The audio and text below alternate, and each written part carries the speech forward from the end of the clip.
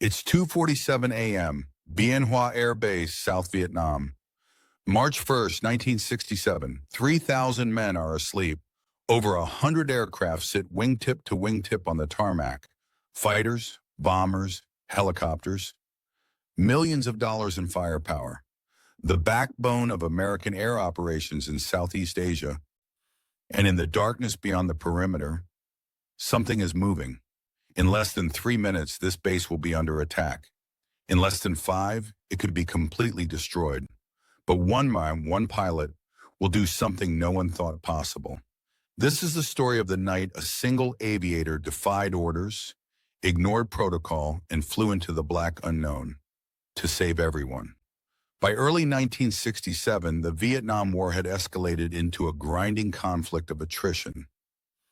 Bien Hoa Air Base, located just 20 miles northeast of Saigon, had become one of the busiest and most strategic airfields in the entire theater. It wasn't just a base, it was a nerve center. Home to the U.S. Air Force's 3rd Tactical Fighter Wing, the Nam Phuong Tigers, F-100 Super Sabres, A-37 Dragonflies, AC-47 gunships, all staged here. If you wanted to strike North Vietnam, interdict the Ho Chi Minh Trail, or provide close air support to troops in the jungle, you launched from Bien Hoa. But that also made it a target. The Viet Cong knew it, and they'd been planning something big.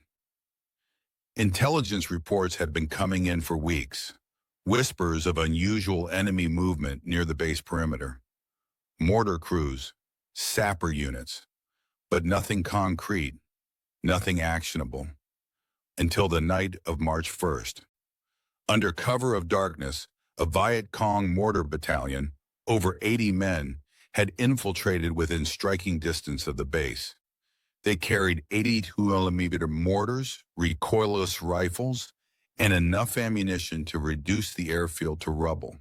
Their plan was simple: wait until the early morning hours when alertness was lowest, then unleash a devastating barrage on the flight line. Destroy as many aircraft as possible, kill as many Americans as they could, then vanish into the night. At 2:47 a.m., the first mortar rounds began to fall. The ground shook, explosions rippled across the tarmac, aircraft erupted in flames, fuel tanks ignited.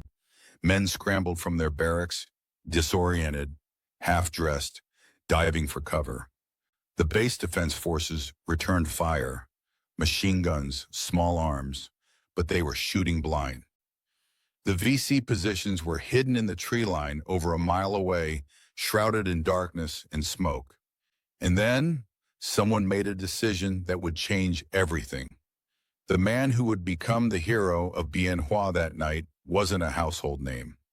His identity has been debated by historians, partly because official records were fragmented, partly because the chaos of that night made documentation nearly impossible. But what we do know is this: he was an experienced fighter pilot. He'd flown dozens of combat missions. He knew the F-100 Super Sabre like the back of his hand. And when the mortars started falling, he was in the operations bunker, listening to the radio chatter, frantic, desperate voices calling for air support. But here's the problem. Launching aircraft under mortar fire is suicide. The flight line was being pounded. There was no moon, no visibility, no clear target coordinates for the enemy positions. Standard protocol: stay grounded, wait for the attack to end, assess damage at first light. But this pilot looked at the radio, he looked at the maps, he looked at the explosions lighting up the sky, and he made a choice. Get me a plane. The ground crew thought he was insane. Taking off in the middle of a mortar attack, in total darkness, with no clear target? But they scrambled. They fueled an F-100, armed it with rockets and 20mm cannon rounds. And while mortars continued to slam into the base, this lone pilot climbed into the cockpit, strapped in, and fired up the engine. The tower tried to stop him. Negative on takeoff off clearance. Repeat. Negative. Flight line is hot. He ignored them. The runway was partially obscured by smoke. Debris littered the taxiways. but he gunned the throttle, released the brakes, and screamed down the strip. At 160 knots, he rotated, nose up, wheels off the ground, and just as he lifted into the black sky, a mortar round detonated exactly where his aircraft had been seconds earlier. He was airborne. Now came the hard part. Flying at night without instruments over hostile territory is disorienting. The jungle below is a black void. No lights, no landmarks, just darkness.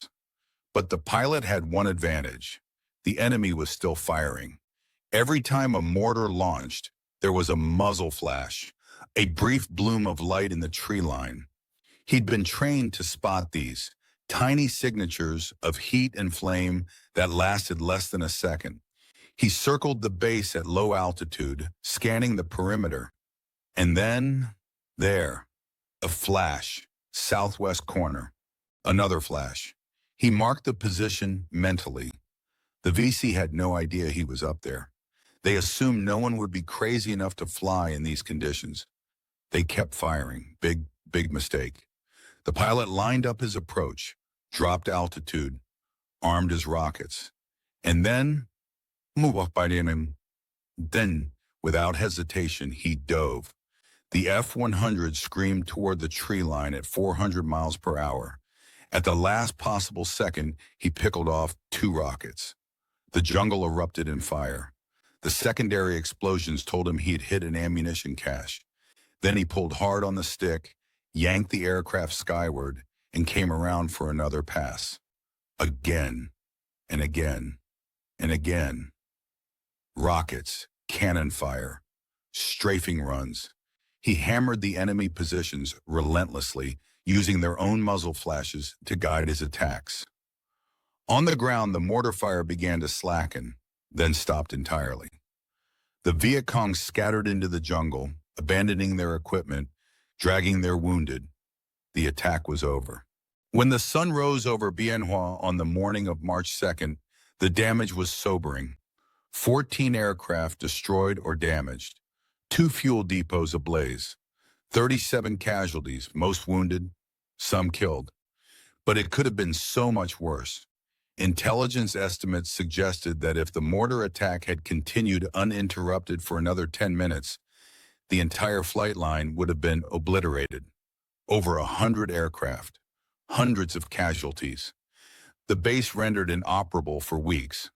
One pilot, flying blind against orders into the teeth of enemy fire, had stopped that from happening. The official after-action report credited timely close air support for disrupting the attack.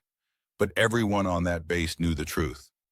One man, one plane, one impossible decision. The pilot was later awarded the Distinguished Flying Cross. Some say he received a Silver Star.